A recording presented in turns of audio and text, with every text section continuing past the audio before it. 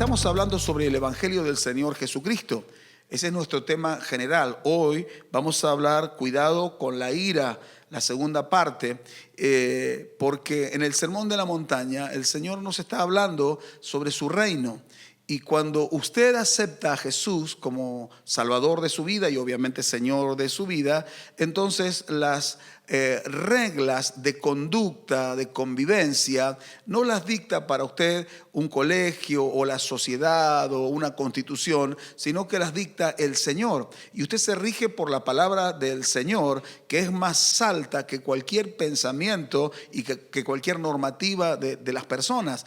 Entonces, y no se olvide también que cuando el Señor nos habla su palabra y que por ahí vemos las exigencias de la palabra, cuando usted recibe al Señor, recibe el Espíritu de Dios también. Este fin de semana hablábamos de comer todo el cordero, ¿se acuerda? Entonces, cuando usted tiene a Cristo en su corazón, usted va a vivir haciendo lo que a Él le agrada. Y el Señor adentro suyo es fortaleza para su vida. Entonces, cuando Dios dice algo, manda algo en la Biblia, es posible cumplirlo porque ahora Él está dentro nuestro. Él está dentro de todo aquel que lo acepta como su Salvador y lo hace Señor de su vida. Ojalá que usted, que está aquí y los que nos acompañan en las redes, no sean personas que adquirieron una religión o que se conformaron a ciertos estilos o estereotipos de vida más o menos cristiana y con algunas otras cosas que no corresponden a la vida cristiana, pero más o menos con eso acallamos la conciencia. Ojalá que no. Hemos conocido personas está toda nuestra vida en la iglesia, en la vida mía, ¿no? En nuestra casa paraban muchas personas, hermanos y pastores y misioneros, y paraban. Y hubo uno que decía que era pastor, pero en realidad era parecido a pastor, era impostor, pero no era pastor. Y entonces él era un hombre de mucho ayuno. Y ayunaba, pero varios días seguidos, y lo único que consumía era agua y mate. Claro, a nosotros nos convenía porque nos salía más barato, agua y mate, pero el tema, claro, él ayunaba mucho, pero tenía una mujer en Chile que había abandonado con hijos, tenía una novia en Uruguay, estaba de novio con alguien acá en Argentina, así que mucho ayuno y pocas nueces, mucho ruido y pocas nueces, mucho ayuno, pero muy mal comportamiento. Y uno puede decir, bueno, pero como dice el dicho, la carne es débil. Sí, pero el Señor es fuerte en nosotros. Está bien y es cierto que la carne es débil, pero en nuestra debilidad, dice la Biblia, el débil dice, fuerte soy. Cuando Cristo mora en su corazón, usted es fuerte. Cuando usted lo intenta solo, usted es débil. Así como hablamos el domingo pasado, el Señor consumó completamente nuestra salvación, nuestra redención. No solo nos limpia los pecados una vez, sino que nos acompaña todos los días de nuestra vida para que podamos andar en victoria hasta el día final. Ya sea que nos muramos o que Él venga a buscarnos para llevarnos con Él. Que podamos caminar en fidelidad con el Señor. El Espíritu de Dios mora en nuestra vida si usted aceptó a Cristo. Cristo mora en nuestra vida. Tiene fuerza de Dios. No hay nada que usted no pueda cumplir de la palabra de Dios. Así que no se acostumbre a una religiosidad y tampoco se acostumbre a una vida de mediocridad. Busque la excelencia. Dígale al que está al lado suyo, busca la excelencia. Vamos con el texto bíblico de Mateo, capítulo 5, versículo 21 al 26.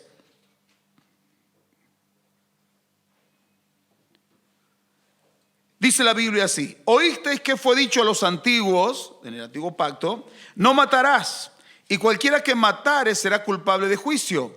Pero yo os digo, dijo Jesús, que cualquiera que se enoje contra su hermano será culpable de juicio.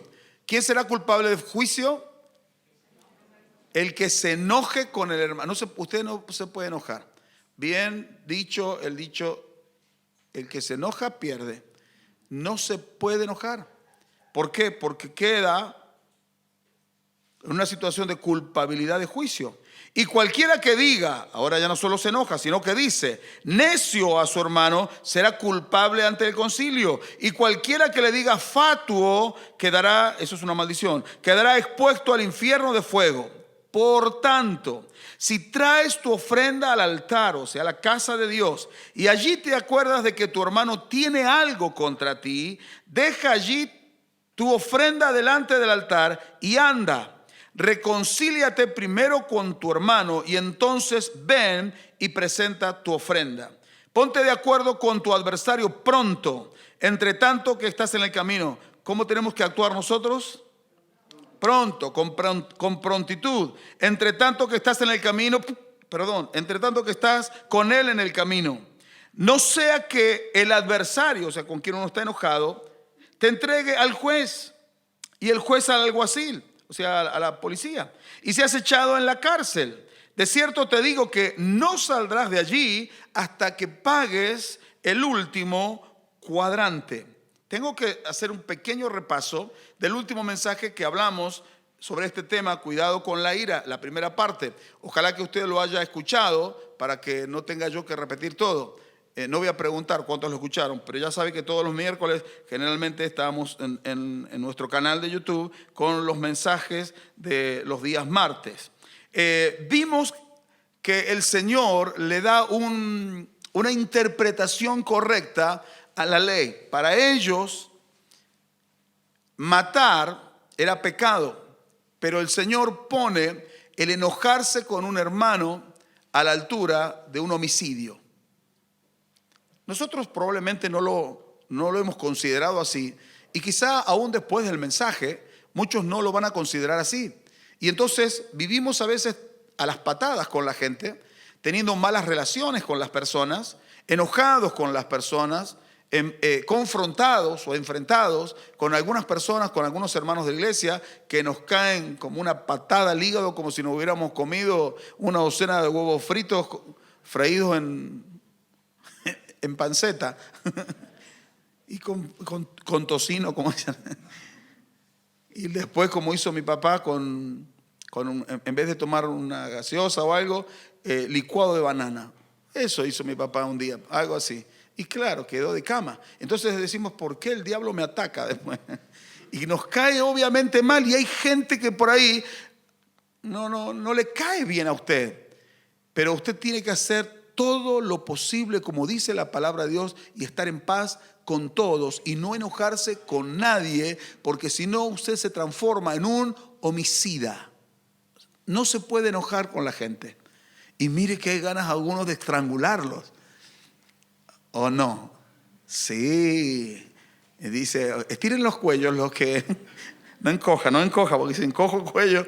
Claro, porque algunos hacen cada cosa, cada lío con su vida, y dan ganas de, como hace Homero con Lombardo, y de decirle, ¿cómo no entiende, hermano? No podemos enojarnos, porque si nos enojamos, dice el Señor, ya estamos cometiendo el pecado de homicidio. No puede enojarse con el hermano. Dígale al que está al lado suyo, no te puedes enojar con ningún hermano. Entonces, lo que miramos en aquella oportunidad, en el primer mensaje, fue 3 maneras de asesinar al hermano.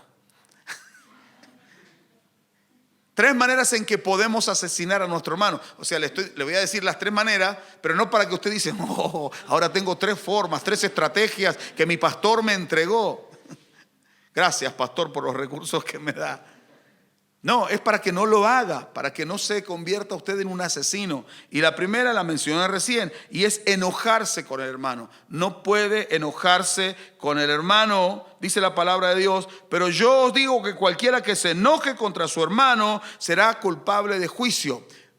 A ver, ¿cuántos de los que estamos acá nos hemos enojado con algún hermano de la iglesia o con algún hermano de la familia o con algún familiar? Sea sincero. Pero todos están todos enojados con... Bueno, baje la mano.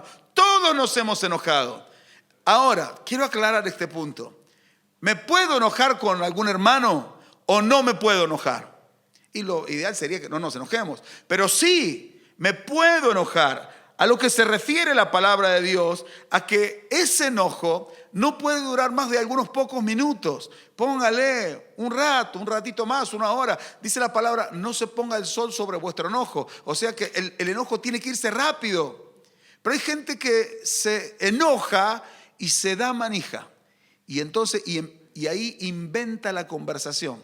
Y le voy a decir, y seguro que me va a contestar esto, y entonces yo le voy a decir esto, y usted está inventando la conversación que quizá no va a existir jamás. Capaz que usted fue y habló y le dice, vení que quiero hablar con vos. Yo también necesito hablar con vos porque necesito pedirte perdón. ¿Y dónde está todo lo que usted pensó? Toda esa maquinaria mental que se puso en movimiento para diseñar una conversación y manifestar toda su bronca, quedó por el piso. Entonces, no invente nada antes de tiempo. Hay un dicho que dice, nunca cruce un puente antes de llegar a él. Entonces, nunca invente ninguna situación de esta, sino que cuando usted se enoja, procure que el enojo se vaya inmediatamente. Busque al Señor y deje de, perdón por la expresión, deje de darse manija con el enojo hacia alguna persona, porque nosotros también hemos hecho mal a otras personas. Y así como nos gustó que nos perdonaran y que fueran misericordiosos con nosotros, si lo fueron o no lo fueron, no lo sé, pero usted puede ser misericordioso, así tenemos que actuar también con la gente. La idea de lo que el Señor está diciendo es que tenemos que ser rápidos y buscar una manera rápida y efectiva para solucionar nuestras diferencias con los hermanos. Si me di a entender hasta acá, diga un buen amén. Entonces, si yo me enojo con una persona, tengo que tener cuidado de que ese enojo no llegue al punto de enquistarse en mi corazón y transformarse en una raíz de amargura, porque ahí sí voy a comenzar a actuar de maneras mucho más incorrectas y me van a llevar probablemente al odio y hasta la venganza. Por eso, cuando una persona se enoja con un hermano y guarda el enojo, ya lo está matando en su corazón al hermano. Por eso el Señor lo toma como un asesino. Y la palabra de Dios dice en uno de los mandamientos, vio que los mandamientos, eso dice, no matarás. Los mandamientos están divididos en dos secciones.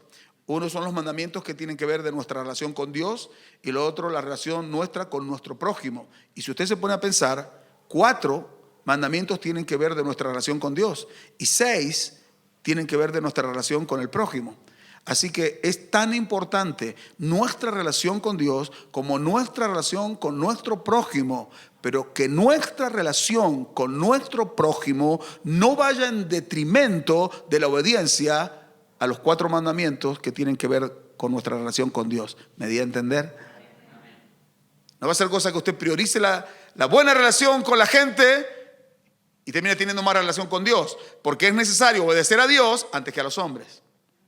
No sea que aparezca alguno por ahí en la iglesia que se ofenda, también tenga presente esto, que se ofende por todo. Hay gente que si usted le dice, ¿cómo le va? Que Dios le bendiga. Y ya lo empieza a mirar mal porque dice, ¿qué? Me ha visto algo feo en la cara, que porque no vengo hace varios días al culto, por eso me está diciendo cómo le va, me está diciendo que me vaya mal. Hay gente que es perseguida, no acá, en otras iglesias, en otro lugar, de la calle o la barría para allá, pero no. También hay gente así, que todo por ahí parece que les viene mal porque son susceptibles. Entonces usted no puede someterse a la susceptibilidad de la gente. Usted tiene que ser bíblico. Mira el que está al lado suyo y dígale, tenés que ser bíblico. Muy bien. La segunda manera en que podemos matar a un hermano es decirle necio. Versículo 22 dice, y cualquiera que le diga necio a su hermano será culpable ante el concilio. La expresión necio significa ignorante, terco, burro, bobo, tonto. No sé si fui claro. Falto de razón, porfiado. Y capaz que el hermano sea porfiado, pero que usted le diga tonto, que le diga estúpido, ¿cómo se dice? Es una tarada. Es un tarado. Y son palabras comunes en nuestra boca. Y las decimos a veces con respecto a nuestros hermanos. Y pensamos que no es grave, porque ya está incorporado. Bueno, si Cristo está incorporado en usted, seguramente que el Espíritu de Dios le está diciendo, vos sos de los que decís esas palabras. Y a veces cuando hablas de los hermanos de la iglesia, decís esas palabras. Hace unos días atrás estaba conversando con alguien y entonces me dice este hermano, y dice, pero usted vio cómo es la hermana, es retarada esa hermana. Y entonces, espere, ¿qué está diciendo? Está hablando de un hermano. ¿Cómo va a tratar así a un hermano? Si es así. No quiere entender. Hay gente que no quiere entender. No quiero preguntar cuántos a veces decimos esas expresiones, porque seguramente que vamos a quedar avergonzados. No es la intención avergonzarle, pero quiero que lo piense. No podemos tratar de necio a nuestro hermano y salir airosos, inocentes de la situación. Dios nos toma como culpables delante de Dios mismo, el Padre, que es el juez. Acá dice, habla del concilio, que era el Sanedrín, era como la Corte Suprema. ¿Cuál es la autoridad máxima que determina todas las leyes que rigen a este mundo? Dios. Así que somos culpables delante de Dios cuando tratamos así a nuestros hermanos. Esto se refiere a las palabras que a veces nosotros decimos con toda la mala intención para hacer sentir mal a la persona, para denigrarla, para rebajarla, para burlarnos de ella. Porque puede ocurrir que nosotros digamos alguna palabra que no edifica a la otra persona, sino que le hace daño, que le ofende. Pero puede ocurrir que usted no la haya dicho con la intención de hacerlo. En este punto de decirle necio al hermano, es la intencionalidad lo que se juzga. La intencionalidad de que el hermano sea rebajado, ridiculizado, avergonzado, mofarse de un hermano. Entonces Dios no lo pasa por alto. Si me di a entender, diga amén, por favor. Así que si alguna de estas situaciones se han presentado en su vida, tiene que solucionarlo. Y la manera de solucionarlo es pidiéndole al Señor perdón luego de haberse uno arrepentido. Y el Señor, que es bueno, nos perdona y Él nos transforma a través de la palabra, porque esta palabra es para transformación. La tercera manera de matar a un hermano, dice, ¿cuándo entran las armas acá, pastor? Y hay otras armas que son peores. Es muy feo. Imagínese usted, esto se da mucho en todos los grupos de personas, que a alguno del grupo le hacen pasar malos momentos. Y entonces por allá se juntan las comadres, sean chicas o sean grandes, y entonces le están comiendo el cuero. Mirá, ya viene aquella agrandada, mirá cómo se peinó. O los varones que a veces tienen esas conductas bastante extrañas también, y entonces comenzar a murmurar y a hablar mal del otro hermano. Eso es dañino a la otra persona y Dios no lo pasa por alto, porque el hermano que venga con una condición de humildad o de pobreza o de ignorancia, quizás sea certera la ignorancia y tenga usted razón, es tan hijo de Dios como usted, que quizás no es ignorante, que tiene estudios, que quizás tiene recursos económicos, que quizás tiene casa, tiene coche, tiene buena plata. Entonces sobre esto habla Santiago, el hermano del Señor, cuando hacemos estas diferencias entre los ricos y los pobres dentro de la iglesia para desmerecer a algunos hermanos. Tenga cuidado con eso. ¿Cuántos dicen un buen amén? En tercer lugar es decirle fatuo al hermano. Dice el versículo 22, la última parte, y cualquiera que le diga fatuo quedará expuesto al infierno de fuego.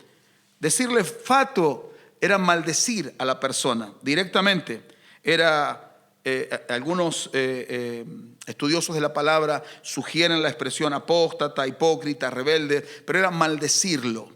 Pero esto también tiene que ser entendido dentro de un contexto bíblico un poco más amplio, porque yo había citado en aquella oportunidad que el Señor trató bastante fuerte a los fariseos y a los escribas, que eran religiosos y que se oponían a la voluntad de Dios.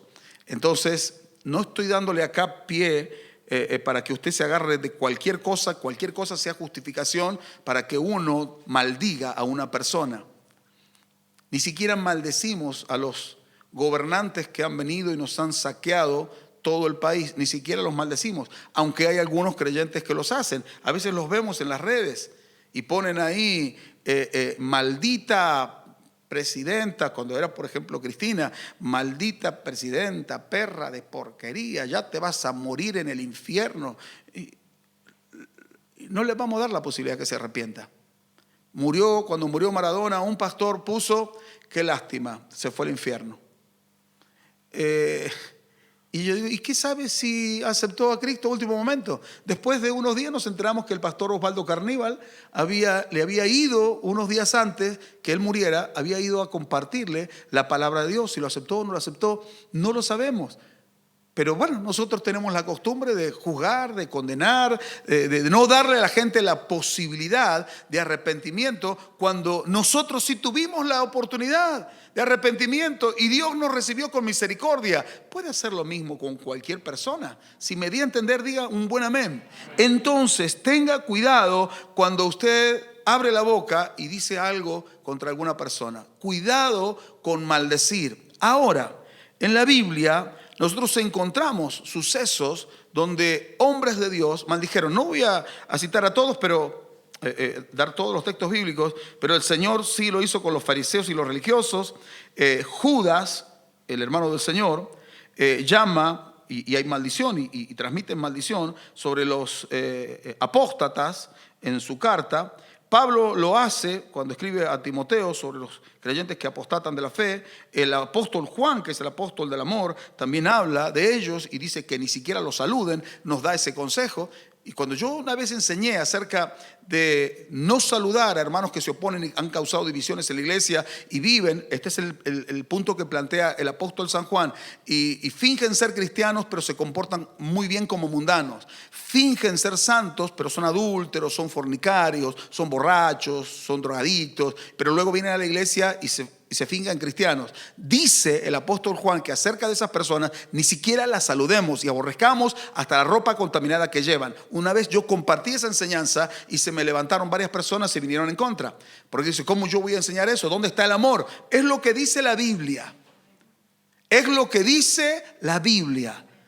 No sé usted, pero yo decidí hace muchos años ajustar mi vida, mis pensamientos, mis conductas, mis palabras a lo que dice la Biblia. Yo creo que usted también. Gracias por el amén. Yo creo que usted también. No, yo. Entonces, lo practico así de alguna manera. Cuando alguien se ha levantado contra la iglesia o ha simulado ser cristiano y ha sido un sinvergüenza, entonces yo ni siquiera lo saludo. Se sienta bien, se sienta mal, ni siquiera le doy la mano. No le puedo decir que Dios te bendiga a lo que está maldecido. ¿Por qué? Porque está viviendo bajo maldición. Pero no son ocurrencias mías, es lo que dice la Biblia. Mire este caso. El apóstol Pablo está predicando la palabra delante de un concilio de personas que quieren juzgarlo. Ha llegado el procónsul y Pablo hace defensa del evangelio, su defensa, y entonces defiende el nombre de Cristo y le comienza a predicar el evangelio del Señor. Pero dice la palabra de Dios, Hechos 13, 6 al 12, dice, habiendo atravesado toda la isla hasta Pafos, hallaron a cierto mago, falso profeta judío llamado Barjesús, que estaba con el procónsul Sergio Paulo, varón prudente. Este, llamando a Bernabé y a Saulo, deseaba oír la palabra de Dios, pero les resistía Elimas, que el mago, porque así se traduce su nombre, dice, procurando apartar de la fe al procónsul. ¿Se da cuenta de la escena cómo era? Un hombre estaba interesado en salvarse, Pablo interesado en que se salvara y predicándole, y viene este mago que tenía obviamente espíritus inmundos, porque por eso actuaba en él algunos poderes o algunas virtudes que encontró por ahí de magia. Alguien le transfirió algún poder, algún pacto que quizá habrá hecho. Y entonces, como era un enemigo del mensaje de Pablo, no quería que el procónsul oyera la palabra y se convirtiera. Entonces le resistía, molestaba. No quería que Pablo siguiera predicando. Entonces Saulo, dice el versículo 9, que también es Pablo, lleno del Espíritu Santo, aquel estaba lleno de demonios, fijando en él los ojos, dijo, oh, lleno de todo engaño y de toda maldad, hijo del diablo, enemigo de toda justicia. Imagínense que le prediquen ahí en el evangelio así. Eso es lo que está diciendo Pablo. Y dice luego, no cesarás de trastornar los caminos rectos del Señor Ahora pues, he aquí, la mano del Señor está contra ti, y serás ciego, y no podrás ver el sol por algún tiempo. Una maldición. Se le echó una maldición. ¿Usted cree que es eso así? Sí, es así. Y mire lo que sucedió. E inmediatamente cayeron sobre él oscuridad y tinieblas, y andando alrededor buscaba quién le condujese de la mano. Entonces el procónsul, viendo lo que había sucedido, ¿cuál fue el resultado? Creyó, maravillado de la doctrina del Señor. Así que aquel se interpuso, y por esa maldición y esa ceguera momentánea que le vino a este sinvergüenza, el hombre creyó. No estoy diciendo salgamos a la calle, hermano, y si alguien por ahí nos dice, no, yo no creo en el Jesús de usted, ahora te maldigo, que caigan tinieblas sobre tu vida, hijo de Satanás, hijo del Belcebú, y usted le eche cualquier cosa, le diga. No, tenga misericordia. Esta fue una situación puntual, pero no se agarre de estas situaciones puntuales y extremas y casi únicas que hay en la Biblia para maldecir, sino que nuestra boca se abra para bendecir. Pero tampoco bendiga lo que Dios no quiere bendecir. Aprenda a bendecir lo que Dios sí va a bendecir. Y se ve que al Señor le gustó lo que dijo Pablo, porque lo respaldó. Si Pablo decía eso, si usted anda maldiciendo y no se cumple lo que dice, entonces solamente usted es un maldecidor. Sea mejor un bendecidor. Y se va a dar cuenta que hay más resultado cuando usted es un bendecidor. La gente se sana, la gente se salva, que si usted es un maldecidor. No sé a cuántas personas le cayó la maldición que usted le envió, pero probablemente de 10 maldiciones que usted dice, 11 no se cumplen. Muy bien, primero de Juan 3 al 16, para concluir esta sección, dice: hermanos míos, no os extrañéis si el mundo os aborrece. Nosotros sabemos que hemos pasado de muerte a vida en que amamos a los hermanos. ¿Cómo sabemos que estamos en el Señor y tenemos la vida de Cristo? ¿Cómo lo sabemos? Porque amamos a los hermanos. No andamos enojándonos con los hermanos, los amamos a los hermanos, aunque algunos tengamos ganas de estrangularlos, pero es con amor. El que no ama a su hermano permanece en muerte, o sea, está muerto. Todo aquel que aborrece a su hermano es homicida. Es lo que el Señor Jesús enseñó. Y sabéis que ningún homicida tiene vida eterna permanente en él. En esto hemos conocido el amor, en que Él puso su vida por nosotros. También nosotros debemos poner nuestras vidas por los hermanos. Ojalá que aquí en esta iglesia de Perdriel y en el ministerio se levanten hermanos y hermanas que estén dispuestos a poner sus vidas. Y si alguien le pega una cachetada, simbólicamente digo, ¿no?, de ofensa, de agravio, y usted la aguante y esté dispuesto a que venga el otro coscorrón también, y usted lo aguante por amor a Cristo, por amor a su iglesia, y el amor termina cubriendo multitud de faltas. Diga un lindo amén, por favor. Muy bien, vamos al tema de hoy. En Mateo, volvemos otra vez a leer para ubicarnos, pero vamos a leer capítulo 5, versículo 23 al 26. Ya está explicado todo ese tema, ese repaso, pero dice ahora: por tanto, si traes tu ofrenda al altar y allí te acuerdas de que tu hermano tiene algo contra ti. Vamos a analice las palabras. Por tanto, si traes tu ofrenda al altar, a la casa de Dios, y allí te acuerdas de que tu hermano tiene algo contra ti. No dice de que tú tienes algo contra tu hermano, sino que él tiene algo contra ti. Deja allí tu ofrenda delante del altar y anda. Reconcíliate primero con tu hermano y entonces ven y presenta tu ofrenda. Ponte de acuerdo con tu adversario pronto, que no debiera ser, nuestro hermano nunca debiera ser nuestro adversario. Es como si mi esposa fuera mi adversario. ¿Cómo va a ser mi adversario mi esposa? Pero bueno, a veces se arman cada rosca en los matrimonios, ¿no?, que se transforman en adversarios. Y después se terminan separando y se transforman en más adversarios, en ver quién se queda con qué cosa, sin darse cuenta que el que siempre se queda con más partes es el abogado. Pronto póngase de acuerdo. Entre tanto que estás con él en el camino, ya le explico eso. No sea que el adversario te entregue al juez y el juez al alguacil, a la policía, seas echado en la cárcel. De cierto te digo que no saldrás de allí hasta que pagues el último cuadrante. Mi primer punto para hoy es prioridades correctas. Esto llama la atención porque el que estableció el tema de las ofrendas fue Dios. La ofrenda forma parte de la adoración y Dios le enseñó a su pueblo a llevar ofrenda. Eso formaba parte del culto. Pero ahora Dios está diciendo parece que está diciendo lo contrario en la persona del Señor. Está diciendo, deja la ofrenda, primero anda, arreglate con... Está priorizando las relaciones interpersonales por encima de la ofrenda. Usted puede traer su ofrenda al Señor. Antes llevaban ofrendas por el pecado, llevaban animales. Llevaban ofrendas de gratitud, ofrendas de paz, porque sus pecados ya habían sido perdonados.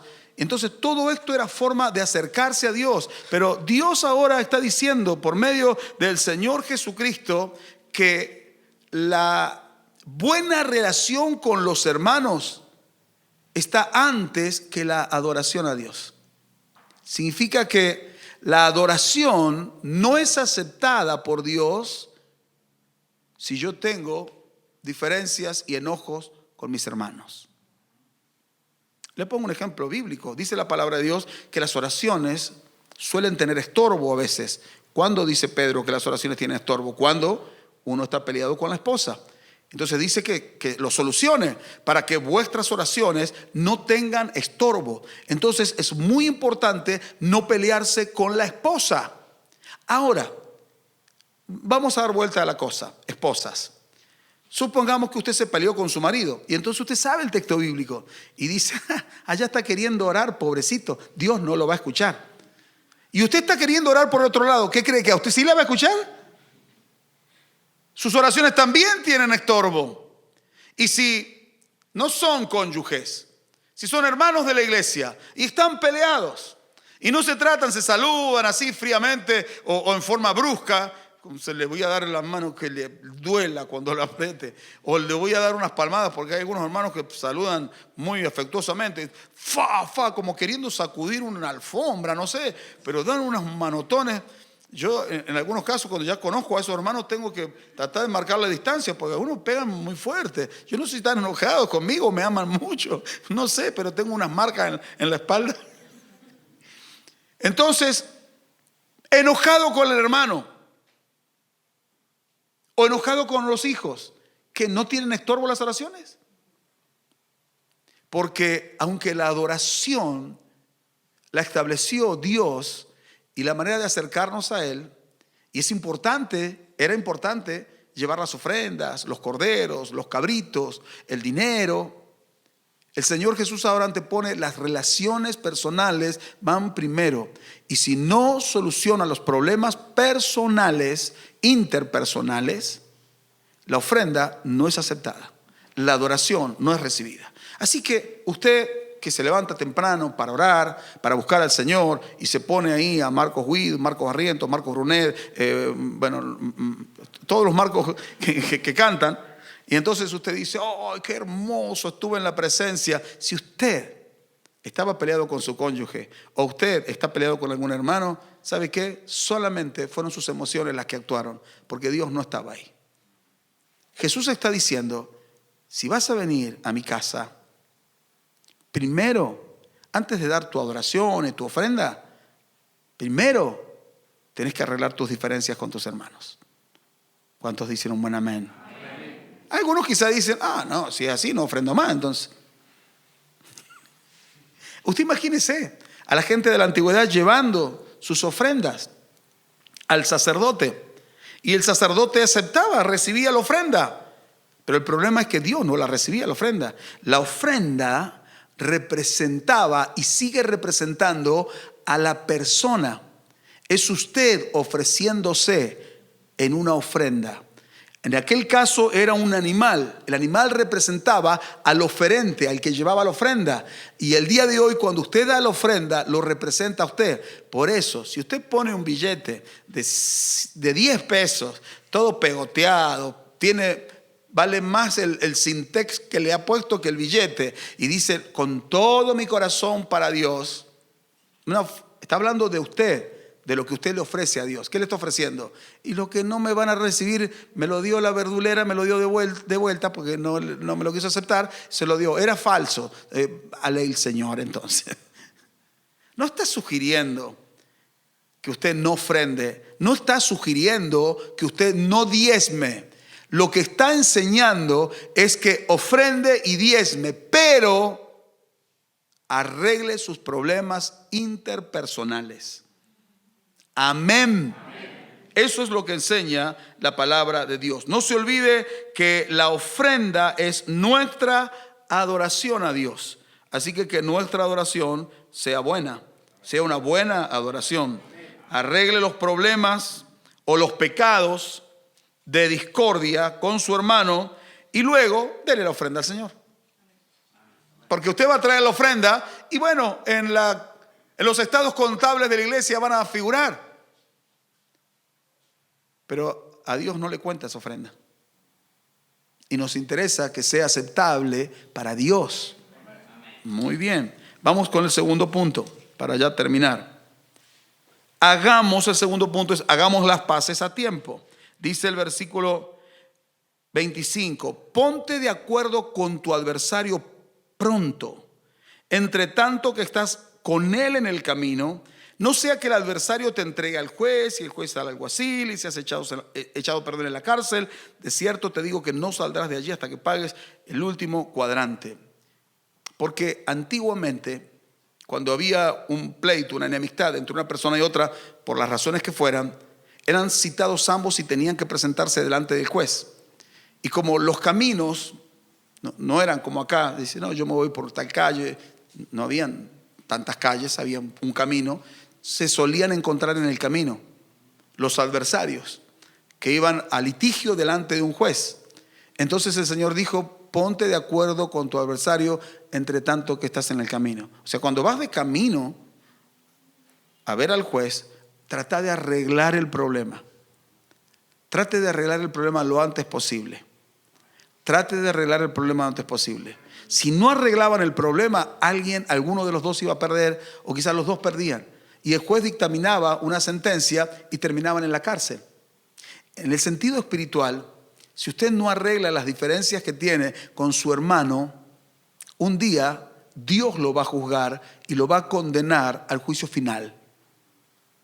¿A eso se refiere, pastor? A eso se refiere. Entonces esto no es algo que yo pueda tomarme livianamente, que yo pueda tomarme de una manera superficial y no profunda. Yo tengo que entender que es muy importante. Para el Señor fue un asunto de prioridad. Por eso puso las relaciones interpersonales correctas por encima de la adoración. Arregle los problemas que tenga que arreglar y hágalo rápido. Que no pase un día. Y tenga presente esto. Quizá usted no es el culpable, pero usted es el que está buscando agradar a Dios. Acá no se trata de ver quién es el culpable. Bueno, hay una enemistad.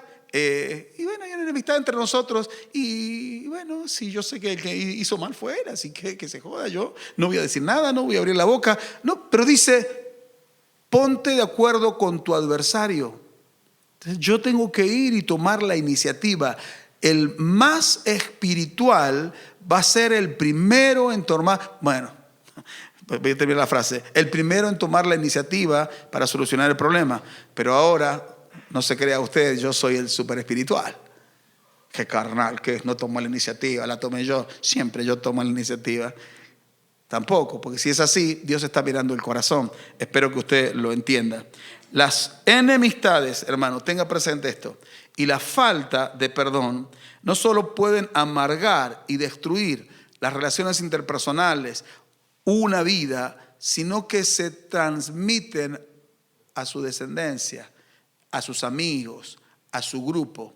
Entonces resulta que usted tiene un grupo de amistades, supongamos de 10 personas, y usted está enojado con alguien y va a saltar ese enojo, y esos 9 restantes también se van a enojar con aquel. No saben por qué bien. Pero si está enojado con usted, que es su amigo, es enemigo suyo, es enemigo de todos. Pues nosotros somos amigos y los amigos se defienden. Dicen, aunque vaya contra la palabra de Dios, algunos no calculan nada. Pero nosotros no actuamos de esa manera, sino que actuamos conforme a la palabra del Señor Jesús. Puede existir, y hemos visto, que se transmiten las amarguras y los enojos y las rivalidades de una generación a la otra generación. Hasta se han hecho películas de eso. Entonces allá el tatarabuelo se peleó con el hermano. Eran familia. Y ahora los hijos, los nietos siguen distanciados por los problemas que no se solucionaron. Tenga cuidado. Estamos a veces, sin analizar la cosa, llevando a la amargura a nuestra propia familia. Entonces, a veces hemos pensado, ¿por qué los hijos de algunos hermanos o de algunos obreros se alejan del camino del Señor? Y nos hemos dado cuenta que es por el maltrato que ese líder le daba a los hermanos de la iglesia en casa. Entonces, para los hijos, los hermanos eran unos burros, unos tontos, unos tarados, unos estúpidos, unos falsos. Cuando crecen, obviamente que no tiene ganas de formar parte de esa iglesia, porque le enseñaron que en la iglesia son todos unos falsos, en la iglesia son todos unos hipócritas, en la iglesia son todos unos ignorantes, todos los evangélicos son unos estúpidos. ¿Eso quién se lo enseñó? Y se lo enseñaron los padres en las conversaciones que tenían, ellos fueron escuchando. Entonces miran hacia la iglesia y se terminan perdiendo. Es tan importante hacer una tarea buena con Dios. Y si Dios dice que tenemos que tomar la iniciativa, tomamos la iniciativa. Si Dios dice que tenemos que ser prontos para perdonar, tenemos que hacerlo. Es que me cuesta, pastor. Hermano, si Cristo está en su corazón, no tendría que costarle nada, a menos que Cristo no esté en su corazón. Cierre sus ojos un momento, por favor. El Señor Jesús es el que está hablando. Él es el vocero de Dios. Es la voz de Dios en medio de un mundo corrompido, el de hace casi 2000 años y en este mundo actual, porque se sigue levantando la voz de Dios, hablando a hombres y a mujeres. El Señor está implantando el reino de Dios en la tierra. Y quienes aceptan la salvación y aceptan el señorío del Señor Jesús, no buscan salirse con sus ideas, sino que buscan solamente agradar al Señor. El Hijo de Dios busca agradar a Dios. Para que la adoración sea aceptada, tiene que ser una adoración conforme a la Biblia. En el Salmo 37, 8 y 9, David escribe y dice, da este consejo de parte de Dios: deja la ira y desecha el enojo. No te excites en manera alguna a hacer lo malo, porque los malignos serán destruidos, pero los que esperan en Jehová, ellos heredarán la tierra. Es mejor, los que esperan en Jehová son los que obedecen la palabra del Señor. Es mejor obedecer. Y si usted tiene algo que arreglar, arréglelo rápido mientras está en el camino. Arréglelo rápido. El Señor nos va a ayudar. Su Espíritu es fortaleza en nuestras vidas y vamos a poder tener una iglesia con relaciones sanas y saludables también.